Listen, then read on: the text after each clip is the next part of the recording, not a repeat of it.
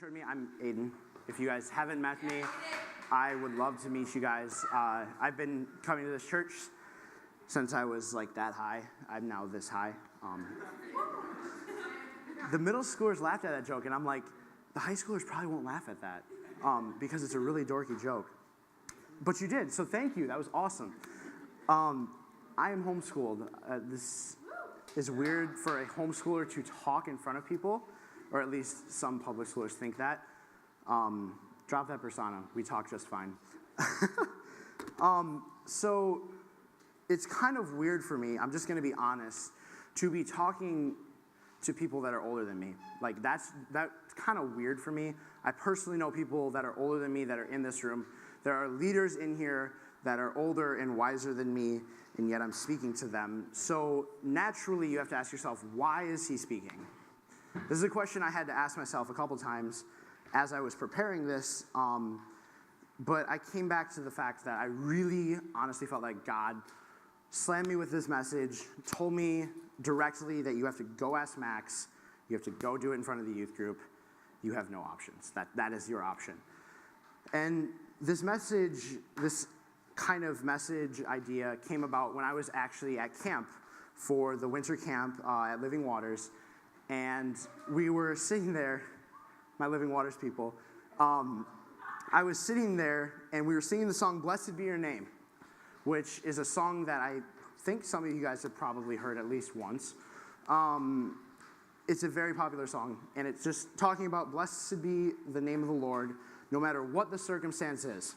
And that's kind of the title, the working title of my message. Blessed be the Lord, no matter what the circumstance is. And why it struck me differently is I no longer thought about just blessing the Lord. I kind of thought about it as a different angle. But why am I blessing the Lord? What is the reason for blessing the Lord when the sun is shining down on me and the world is all as it should be? Blessed be your name. That's one of the lines in the song. So why do I bless his name there? And why do I bless his name when we're in the road marked with suffering? It's a question that I'm sure some of you have asked yourselves, but I kind of want to break it down. That's like the goal of tonight. So I'm just going to pray and get into it because we're already a little behind. Lord, just thank you for tonight.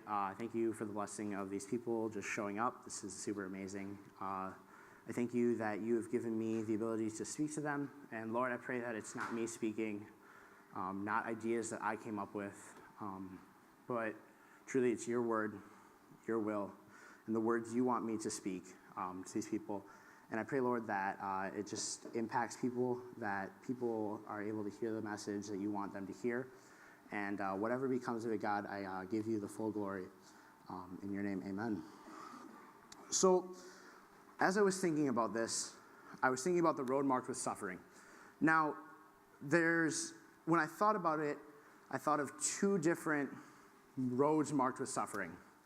Now, the first road I'm going to talk about is a road that I've personally never been on, and I'm grateful that I've never been on it. And this is the road when you have lost it. You've lost it all. It could be anything from losing a friend, losing a family member, finding out someone you love has cancer. It could be moving away to a new state. I mean, I've never had to experience any of that. And it's amazing because I've been blessed that way, and I just thank God for that daily. And another one, I just thought of it, is your parents divorcing. Like that's gotta suck, guys. I don't know if any of you guys have had that. I'm so sorry. That's gotta be a bummer.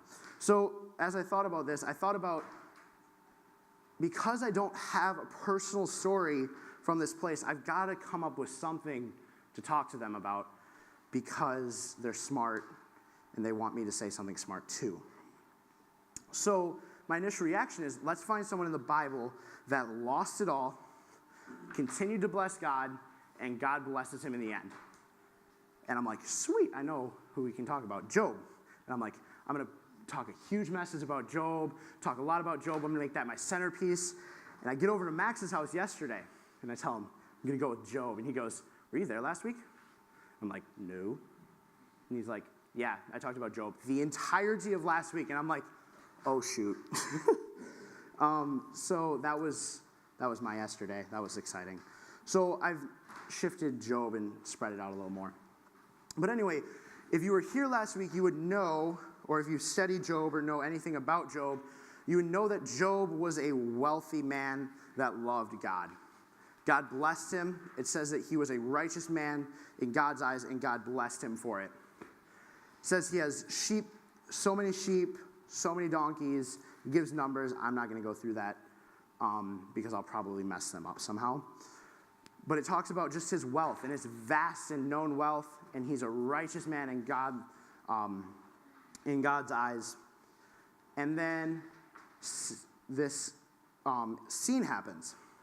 And I imagine this as like a title fight. Like this best boxer comes in against this best boxer. And we all know this best boxer is already going to win, but this best boxer thinks he's still going to beat this one. And this is Satan, and this is God. And the angels bring in Satan because Satan has something to tell to God.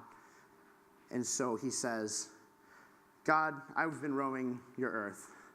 God says, have you seen Job? He's a pretty good dude. He's like, I did take notice of him. He's a fake.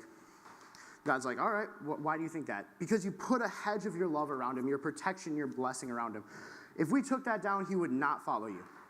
God's like, of course he'll follow me. I know Job, he's got this. And so Satan says, all right, let's put him to the test. And so God says, all right, go for it. You can do this. You just cannot physically hurt him. Satan's like, I got this. We'll get this over with. One round and it'll be over. So the first round starts, and Satan immediately takes away his oxen and donkey. And the way that Job finds out is a servant comes busting in and says to Job, Job, your ox and donkeys have been raided by so-and-so tribe. I don't remember. Everything is lost. They put your servants to the sword. I'm the only one to escape to tell you. And as soon as he finishes that, the next servant busts in. Job, fire from God just came and torched your crops and torched all your sheep and all of your servants. I was the only one to escape. And Job's like, whoa, all right. All of a sudden, the third one busts in. Job, raiders came and killed all your camels and all of your servants. I'm the only one to escape to tell you this. Job's like, wow. So I've lost my way to plow fields, ox and donkey. I've lost my fields, period, because I was scorched by fire. I've lost my sheep for sacrifices, wool, and meat. And I've lost my camels for transportation. I've lost quite a bit. I'm sure he's thinking at this point. And then the last servant comes in, and this servant says, Job, your sons and daughters were feasting, and a mighty wind came and paved the house. Everyone died. I was the only one to escape to tell you. And at this point, you got to be like, whoa, man, Job has lost it all. He's going to lose it on God. He's going to get ticked. But chapter 1, verse 20, at this time, Job got up, tore his robe, shaved his head, which is like a sign of mourning back at that time, if you guys didn't know, and then fell to the ground and worshipped him, saying, naked I have come from my mother's womb, and naked I will depart. The Lord has given, and he has now taken away from me. May the name of the Lord be praised. Like, whoa. If that doesn't make you think about the fact that Job has literally lost everything except for his physical body, he's still worshiping the Lord. Like, when my phone breaks, or I lost my keys in my car, or my wallet's gone for a couple weeks, I freak out. Get a little, Job lost everything. And how much does that affect my life in that way? So anyway, long story short, Satan comes back and says, God, skin for skin. What does a man have if he doesn't have a skin? And so Jesus is like, all right, you can afflict him with any disease, you just can't kill him. So he gives Job boils, which is something we don't have to really worry about in this day and age because we have modern medicine that can take care of them quickly. They didn't have that. And a boil is like an overgrown pimple, nasty and painful. And it says that he was covered from head to toe in it, and he tried to cut open them using pottery, and he sat in the ashes because it was the closest thing he could come to comfort. And his wife comes to him in that state and says, "You got this, Job. Keep blessing God. You're the man." No. Curse God and die. Just curse God and die. That's what his wife says. Wives don't ever say that. Just saying that right now. So through all of this, Job having his wife say no, losing his children, his property, and losing the ability to have clean sin, be healthy, he still blesses God. And it talks about, through the rest of Job, his conversation with his friends and God just says, "I am still taking care of you." And in the end, Job blesses God, forgives his friend, and received twice the blessing of what he had before all this happened. And it's crazy to think about that in today's terms. Seeing someone go from there to there. I don't really have a good comparison off the top of my head. But I'm going to come back to that point. But next I'm going to just jump right to Peter. And Peter represents the person, like me, who has a struggle with something, who has an addiction to something, who is fighting some area of sin in their life that cannot shake it. And this is me. Peter started out as Simon. Simon and Andrew were fishing in the lake. This was their middle class, punch-in 9-to-5 job. All right? They would go fish, and they would provide. That was what they knew. Fish, provide. And one day, him and his brother are fishing, and Jesus says, "Come follow me, and I will make you fishers of men." And my probable first reaction would be, what? No. But they said, "Okay, let's do this. I'm going to leave this life behind, leave everything that we know to be true, to follow a guy that just said, 'Come follow me, I'll make you fishers of men.'" What? So as he did that, he is here, and he is knowing Jesus as the greatest man that ever walked the earth. He got to see Jesus in his prime. If someone got to watch Derek Jeter in their prime, they would know what that means. They got to watch him be a great player. I'm getting to watch Steph Curry in his prime as the best player in the NBA. But Jesus in his prime, when he's performing all of his miracles, bringing in crowds, Peter's watching all this, and he has a front row seat for it. And not only does he have a front row seat with the 12 disciples, but he's a special disciple. It talks about 3 different disciples, and he is one of those 3 disciples that Jesus loved, or was his core group. And even it talks about when Jesus said, "Peter, you are the rock that I will build this church on."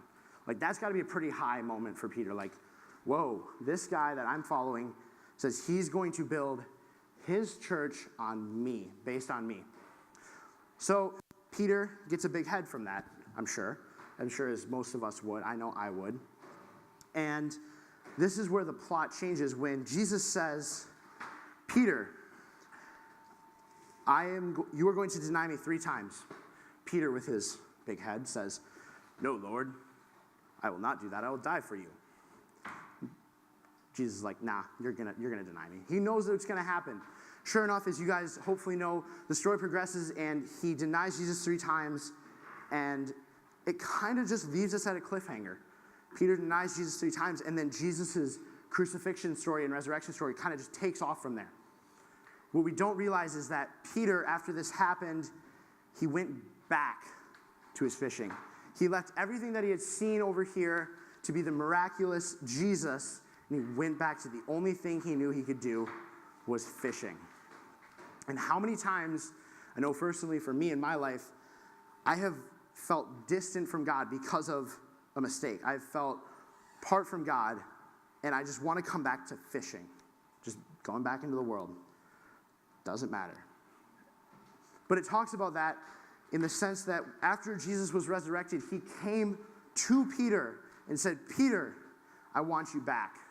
And long story short, Jesus reinstates Peter, is the word that they use, and remakes him this rock that he is. I'm getting cotton mouth.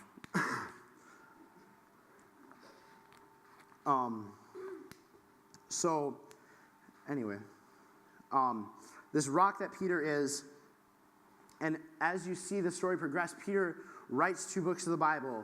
He performs miracles for Jesus, and he really is the rock that the church is founded on. And he fulfills what Jesus has said.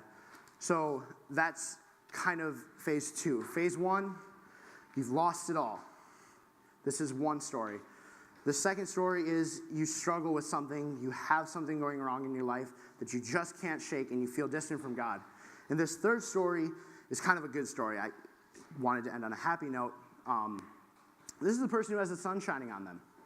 And this is like that person that appears to have it all going for them. Like they're in the blessing of God. They just know it. And often people that are in these 2 places will go, hey, Hayden Job is in that place right here. I want to be like Hayden Job. And I'm just going to get this straight. This person is not perfect. Joby, hate to burst your bubble, but you're not perfect. But it isn't like this continual state of being in this perfected, glorified by God place. You have your ups and downs, and I had a really fast up and down this last week. I went to a national basketball tournament this last week with my basketball team. We were playing in our second game of the week, and first quarter's winding down. Other team steals the ball. They're coming down the court, and they flick up this really soft pass, and I'm like, oh, I'm going to go get that. Go intercept it with 1 second. I fling it 3/4 of the court and make the shot. And my initial reaction is, what? I made the shot, so I just start running, right? Because I'm super pumped. And I'm like, oh, the bench is that way. So I turn to look at the bench, catch my feet, and faceplant. On the basketball court, no one within like 10 feet of me. And it was bad. It was really bad. Even my own teammates were just dying laughing. They thought it was the funniest thing. Granted, I was laughing too. It was really funny. So that was a really quick high-low moment for me. This last week. But they still made the shot, and that's all that maybe people think about. Whoa, he made the shot. They don't see where he hit the ground. And so often I can see someone like Max. Oh, he's giving these amazing messages. This is where Max is. This is where I am. I'm down here. I don't have the ability to be up here with Max. Really, we're all on the same level. And someone that in the Bible that has that kind of seeming to always have it was Joshua. And Joshua was the leader of the Israelites after Moses passed away. And he was kind of in charge of taking Canaan, because the Israelites had the chance to go into Canaan, and he and Caleb, two of the 12 spies, said, we can go for it. The other 10 said, no, we're screwed. We're not going to get this. So they all decided, all right, let's go back. We're going to go wander in the desert for 40 years. So the whole generation dies off, and Joshua becomes the leader, and they start to go take Canaan.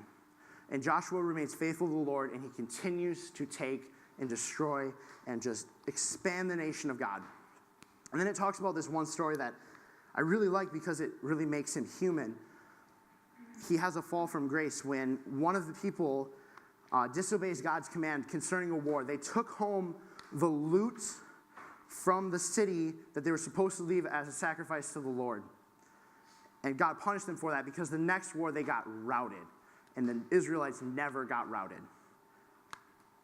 And Joshua said, what happened, Lord? Like, you're with us. We know you're with us. But what happened? And long story short, he said, yeah, someone stole from the camp, so you got routed. They took care of it, continued to bless the Lord, and continued to conquer. And Joshua arguably had like the best mic drop in the Bible. I just want to throw this out here. At the end of his life, he's coming to his end, and they're having a dispute, and this is what Joshua says concerning who they were gonna, what they were going to do in the next years. Choose for yourselves on this day whom you will serve, whether it be the gods of your ancestors that served beyond the Euphrates, or the gods of the Amorites in the land you are living. But as for me and my house, we shall serve the Lord. Greatest mic drop, I think, in the Bible by a human that was in a bad place, still worshiped the Lord, still glorified the Lord, and the Lord continued to bless him. So to wrap up these three stories, I hope that I can kind of pull this together in one moment. So you have option one, the person that's lost it all. They're dead, broken down, their back's against the wall. Then you have this person here who's in a struggle, and you have this person here who's in the sun. And it says, I want to show that God has all of them. And God is good no matter what stage of that life you're in. He still has you. You have every reason to glorify him. He is amazing. And there's a verse that I want to end on. Hebrews 13:8. Jesus Christ is the same yesterday, today, and forever. He totally has you. Keep blessing him. And it is time to go. I was going to have Cody do a song. So you guys are good to go.